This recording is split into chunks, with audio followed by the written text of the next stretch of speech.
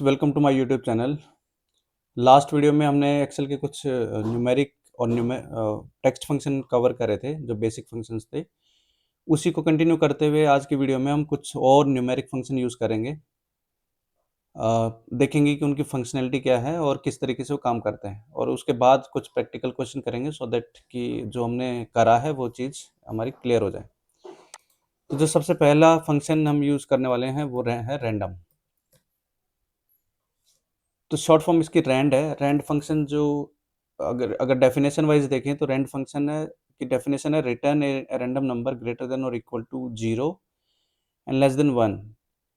तो एक random number ये प्रोवाइड करता है जो 0 और 1 के बीच में है। तो लेट्स सपोज मैंने ये फंक्शन यूज करा तो यहाँ पे एक रैंडम नंबर इसने जनरेट कर दिया बिटवीन 0 टू 1। दोबारा इस फंक्शन को अगर मैं यूज़ करता हूँ तो इसने एक नया नंबर जनरेट कर दिया 0 टू 1, और साथ में जैसे ही मैंने नया फंक्शन इस सेल पे यूज़ करा तो जो प्रीवियस सेल थी वो भी रिफ्रेश होगी, और सेल रिफ्रेश होते ही वो नंबर भी रिफ्रेश हो गया। तो rand function provide a number between 0 to 1। अब अगर हमें कोई रैंडम नंबर चाहिए तो उस केस में हम रैंड बिटवीन यूज़ कर सकते हैं। तो rand between definition wise return a random number between the number you specify. तो हमें दो नंबर इसको देने हैं कि कहाँ से स्टार्ट होगा और कहाँ पे एंड होगा। तो लेट्स सपोज मैं 1 दे देता हूँ और 100 दे देता हूँ। तो इस केस में एक ये रैंडम नंबर मुझे दे देगा जो कि 1 और 100 के बीच में फॉल करेगा। तो 37 इसने मेरे को रैंडमली प्रोवाइड कर दिया। तो इस तरीके से हम रैंड और रैंड बिटवीन फंक्शंस को यूज़ कर सकते हैं। इनका मेनली पर्पस होता है कि जब हमें कोई रैंडम डेटा सेट क्रिएट करना है, न्यूमेरिक डेटा सेट, तो उस केस में हम रैंड बिटवीन या फिर रैंड फंक्शन यूज़ कर सकते हैं। फॉर एग्जांपल मेरे को कुछ रैंडम नंबर चाहिए, generate some random number for sample data set. तो इस केस में मैं रैंड बिटवीन फंक्शन यूज़ कर सकता हूँ 1 to 100 सेम पैरामीटर, और इस फंक्शन को सेलेक्ट करते हुए शिफ्ट प्लस राइट एरो को सेलेक्ट कर लेता हूँ तो इससे ये सेल होगी, और शिफ्ट को प्रेस करते हुए डाउन एरो को कर लेता हूँ, then control R and control D. तो इस तरीके से ने इन सेल्स के अंदर रैंडम नंबर जनरेट कर दिए जो कि बिटवीन 1 to 100 है, including 1 and 100। Here you can see कि यहाँ पे 100 100 भी आया हुआ है। ठीक है, then minimum. So let suppose ये नंबर मैंने जनरेट करा है, तो जो हमारा नेक्स्ट फंक्शन है वो मिनिमम है। मिन नाम से पता चल रहा है कि ये जो एक डेटा सेट जो हम इसको प्रोवाइड करेंगे उसके अंदर जो सबसे छोटा नंबर होगा, जो मिनिमम नंबर होगा, वो एज ए आउटपुट रिटर्न करेगा। देन रिटर्न द, और definition wise return the smallest number in the set of values, ignore logical value और टेक्स्ट। तो ये मैंने इसको डेटा रेंज दे दी है। तो इसके अंदर जो मिनिमम वैल्यू होगी वो ये इसने मुझे प्रोवाइड कर दिया। तो यहाँ पे 3 मिनिमम वैल्यू है, 3 के बाद 4 5 मैं देख सकता हूँ, लेकिन 2 नहीं है कहीं पे, 1 नहीं है कहीं पे। तो 3 जो मिनिमम वैल्यू है इसने मेरे को प्रोवाइड करवा दिया। मिनिमम का जो अपोजिट फंक्शन है वो मैक्सिमम है। तो max function is also written the largest value of the data set, ignore logical value and text. तो इसके अंदर इस डेटा सेट के अंदर जो भी मैक्सिमम वैल्यू मेरी होगी वो एज ए आउटपुट आ जाएगी मैक्सिमम फंक्शंस का। तो इस तरीके से हम मिनिमम और मैक्सिमम फंक्शंस को यूज़ कर सकते हैं to get smallest value and the largest value. ये मेरा डेटा सेट है। जैसे मैं इस इन फंक्शंस को यूज़ कर रहा हूँ इन सेल्स के अंदर, तो साथ में ये डेटा सेट भी रिफ्रेश हो जा रहा है। तो इस डेटा सेट के अंदर अभी जो रिफ्रेश होने के बाद जो नंबर जनरेट हुए हैं उनमें मिनिमम जो वैल्यू है 1 है और मैक्सिमम जो वैल्यू है 98 है, दिस वन। अब कई बार कुछ ऐसा सिनेरियो हो जाता है कि मेरे को मिनिमम वैल्यू चाहिए but not the minimum one, कि सेकंड मिनिमम वैल्यू कौन सी है, कि जैसे सबसे छोटी वैल्यू यहाँ पे 1 है बट सेकंड वाली इससे ऊपर की वैल्यू कौन सी है, तो यहाँ पे 2 है। तो इस केस में लेट्स सपोज मैं इसको पेस्ट एज वैल्यू कर देता हूँ क्योंकि बार बार ये फॉर्मूला रिफ्रेश हो रहा है।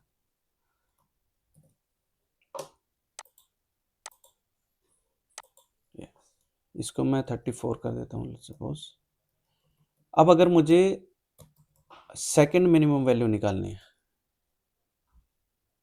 तो उसके लिए मैं स्मॉल फंक्शन यूज कर सकता हूँ। स्मॉल फंक्शन की डेफिनेशन है return the kth smallest value in the data set, for example the fifth smallest number. तो kth स्मॉलेस्ट वैल्यू का मतलब है कि आप कौन से वाली स्मॉलेस्ट वैल्यू है। अभी जैसे मैं सेकंड स्मॉलेस्ट वैल्यू कर रहा हूँ तो मैं सेकंड 2 एज ए पैरामीटर इसके अंदर पास कर दूंगा। तो स्मॉल एरे मतलब जो हमारा डेटा सेट है कि हमें कहाँ से मिनिमम वैल्यू निकालनी है, स्मॉलेस्ट वैल्यू निकालनी है। मेरा जो डेटा सेट है वो ये है और इसके अंदर आपको कौन सी मिनिमम वैल्यू निकालनी है। तो अगर मैं 1 करूँगा कि मुझे सबसे पहले जो मिनिमम वैल्यू आ रही है वही दे दो, तो 1 ही आ गया आंसर, जैसे कि मिनिमम वैल्यू मिन फंक्शन से आया था। बट अगर इस फंक्शन के अंदर मेरे को सेकंड मिनिमम वैल्यू निकालनी है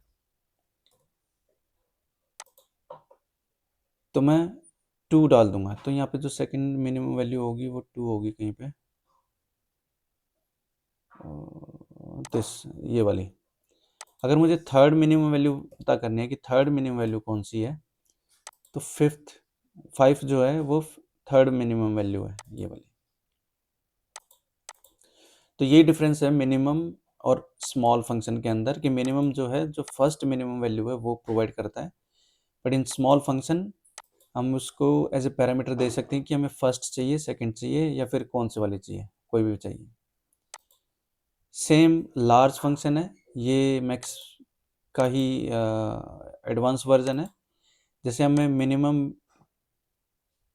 फंक्शन यूज़ करा था कि पहले वाली मिनिमम, ऐसे ही लार्ज जो है मैक्सिमम है। तो अगर मैं लार्ज फंक्शन यूज़ करूं तो रिटर्न द, इसकी डेफिनेशन है return the kth largest value in the data set.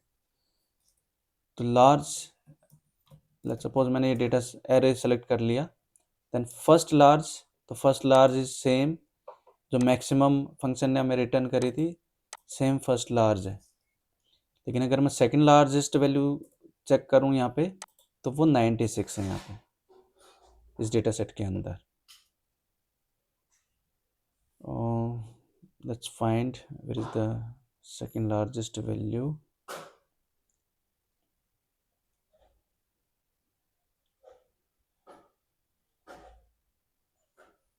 $96,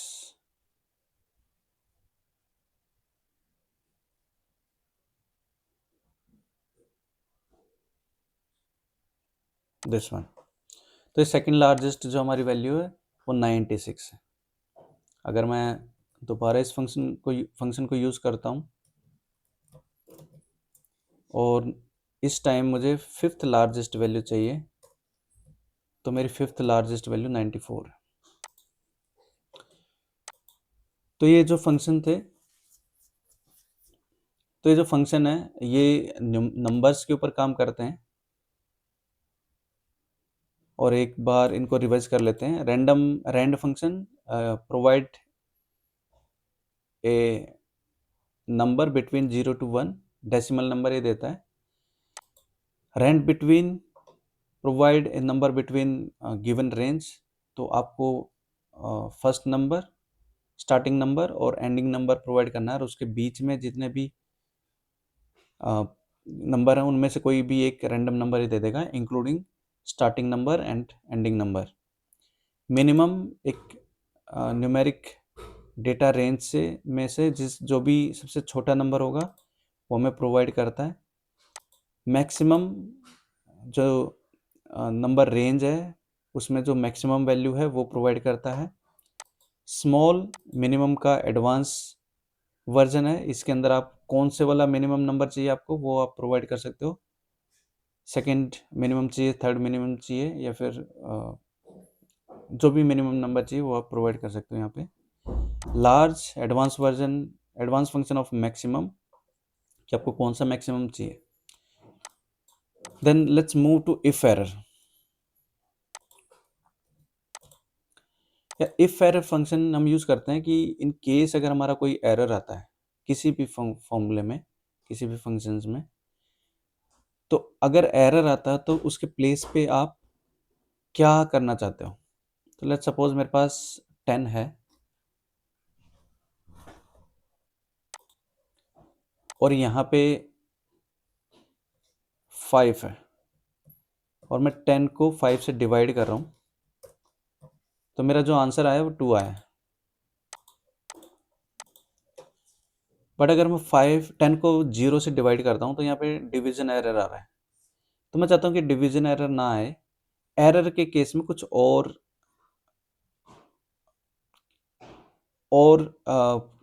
चीज़ हो, इवन इधर की कोई और कैलकुलेशन हो या फिर कोई एरर मैसेज आ जाए,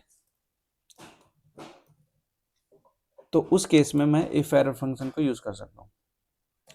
इफ एरर वैल्यू में हमारी कैलकुलेशन सेम रहेगी जो मैंने करी है यहाँ पे कि D18 को D19 से डिवाइड करें।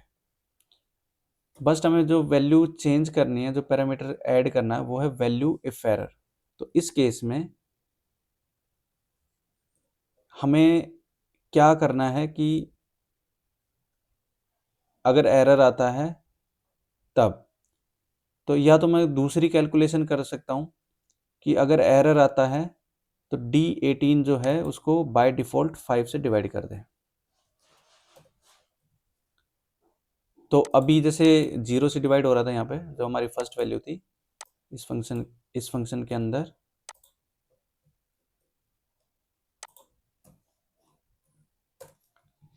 अभी D18 और D19 डिवाइड हो रहे हैं, D18 और D19। इस केस में हमारा एरर आएगा क्योंकि डिवाइड बाय 0 है, डिवीजन एरर आएगा। अगर एरर आएगा तो उस केस में हमने दिया है कि D18 को 5 से डिवाइड कर दिया, तो D18 10 है, उसको बाय डिफ़ॉल्ट इसने 5 से डिवाइड कर दिया, 2 आंसर आ गया। बट मैं यहाँ पे कोई कैलकुलेशन ना डाल के मैं कुछ एरर मैसेज भी डाल सकता हूँ डबल कोट के अंदर, चेक द नंबर्स, इस तरीके से मैंने डाल दी। तो अब जैसे अगर ये 5 से डिवाइड होता है तो 2 आया आंसर, जो कि कोई एरर नहीं आया, तो एरर ना आने के केस में पहले वाली स्टेटमेंट रन होगी। बट अगर मैं 0 से डिवाइड कर रहा हूँ तो इस केस में इसने जो ऑल्टरनेट कंडीशन थी इफ एरर के केस की वो दे दी और वो थी चेक द नंबर, तो सेम एरर मैसेज हमें प्रिंट हो रहे हैं। तो गाइज इस तरीके से हम इन फंक्शंस को यूज़ कर सकते हैं। होप कि आपको ये फंक्शन समझ में आ गए होंगे। मिलते हैं अगली वीडियो में।